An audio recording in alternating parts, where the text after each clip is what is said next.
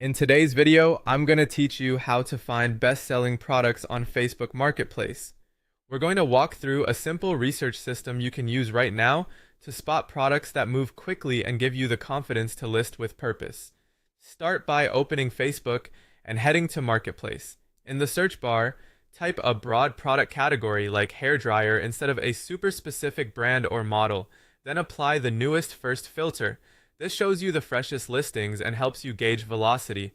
If you notice items in that category disappearing from the feed or switching to sold soon after they're posted, that's a strong signal of demand.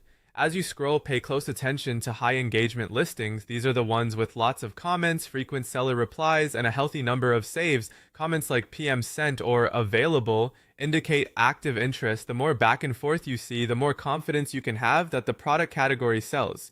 You can validate demand even further by messaging sellers directly with a short note like, available? If they respond quickly or tell you it already sold, that's a clear sign the product is hot in your area. Open seller profiles to study what experienced sellers keep posting. Repeated products, the same item listed multiple times, and a visible trail of sold posts all point to consistent performance.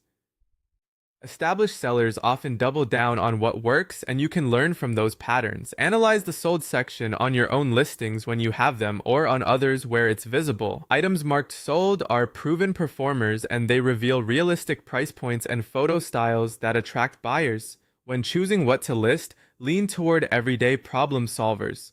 Beauty tools, home storage, and organizers, practical gadgets like chargers or earbuds, basic fitness items, and essential baby products tend to meet common needs. Useful beats novelty. Compare prices within the category so you understand the going range. Aim to be competitive and consider positioning slightly below the average to stand out without racing to the bottom. Make daily scanning a habit. Spend 10 to 15 minutes browsing Marketplace, noticing what repeats and tracking which categories keep resurfacing. Repetition usually reflects demand.